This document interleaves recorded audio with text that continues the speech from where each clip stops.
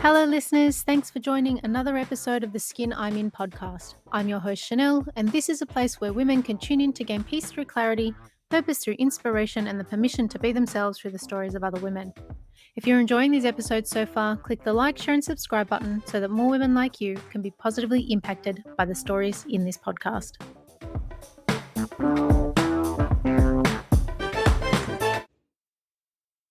My guest today is a woman whose book changed the way I looked at healing from the inside out.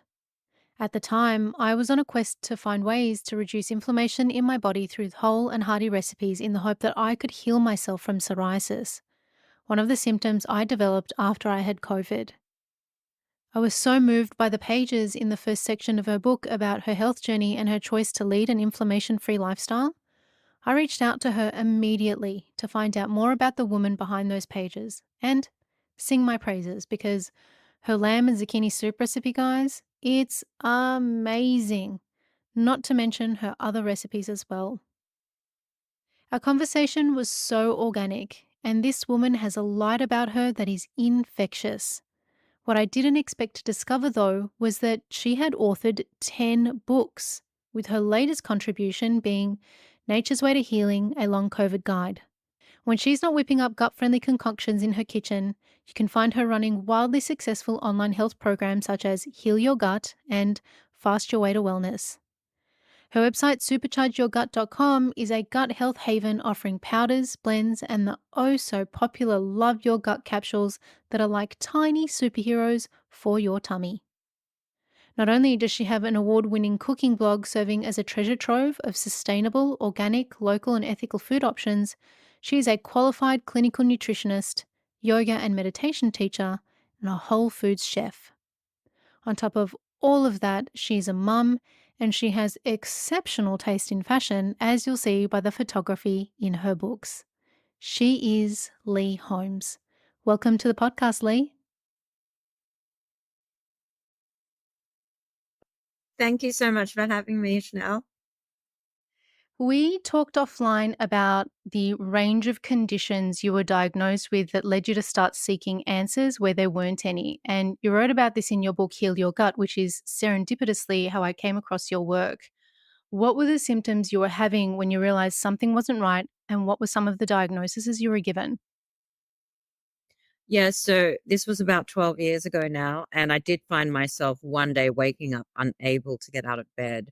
And the tiredness and extreme fatigue were very debilitating. That was one of the first things I noticed. I was very tired.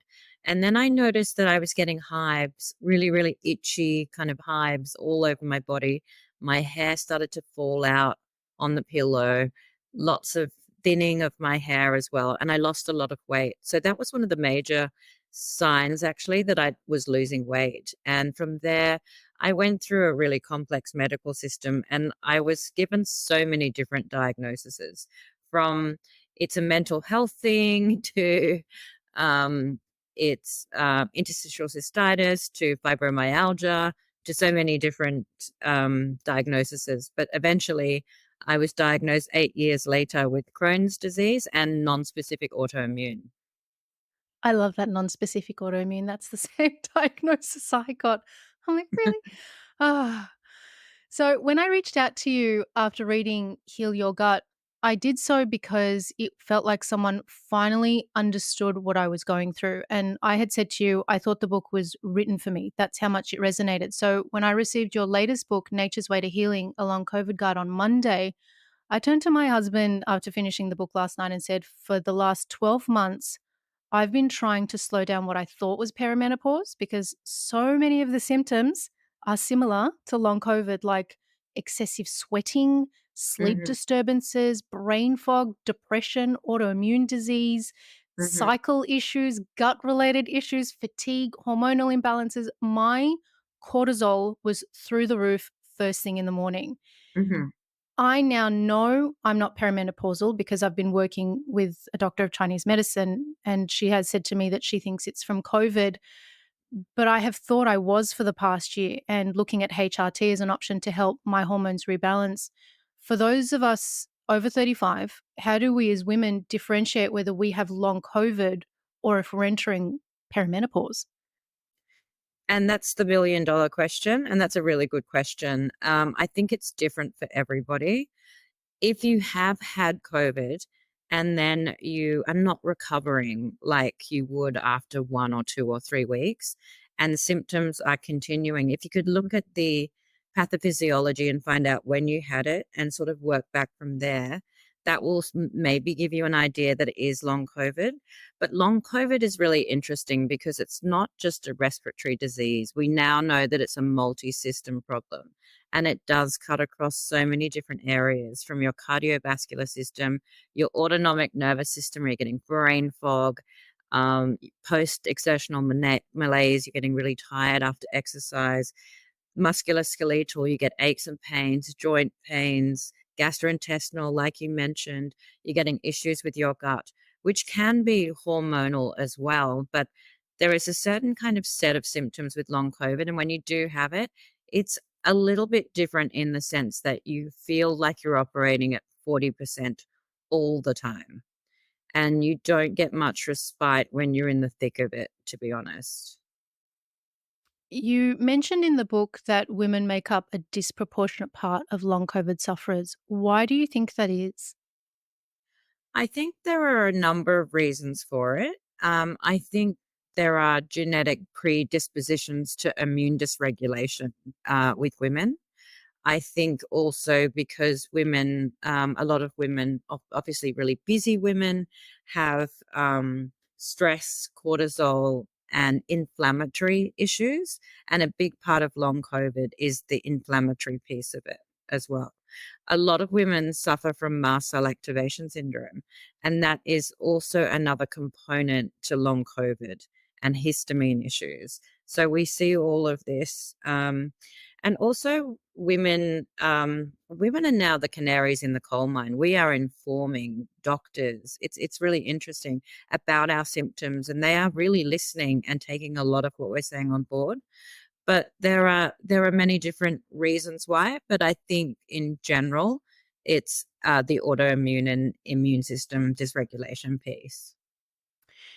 I don't know if you're familiar with Dr. Gabor Mate's work, but his book, When the Body Says No, The Hidden Cost of Stress, he mentions in the book about how 80% of women have autoimmune conditions, Mm. and that's because of our ability to take on the emotions of everybody around us. Do you think that there's a connection in that? Yes, and I do love his work, and I've read The Body Keeps the Score as well, one of his books. And yes, I absolutely agree with that. I really do. And it is 80%, and that is a huge number when you think about it.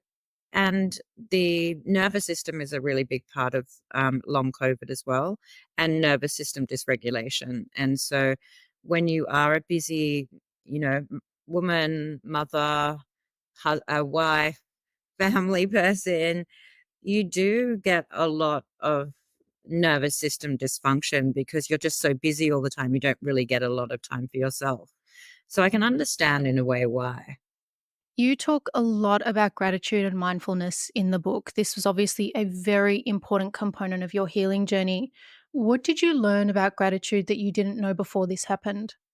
I think what I learned about gratitude is that just to be grateful to be alive and live in the moment. And I went through my life, I was always really busy working, writing books, working in clinic, being a clinical nutritionist, giving out a lot to others that I didn't really go inwards much. I didn't do much reflection. And having long COVID makes it just stops you in your tracks. You're bedridden and you literally have a lot of time to sort of think. You have brain fog, there's neuroinflammation going on. And so, what I learned was just to be grateful for the moments and be grateful for the simple things. And, I've always been a grateful person, but now I'm really, really grateful to be feeling a lot better and to be doing things that I love.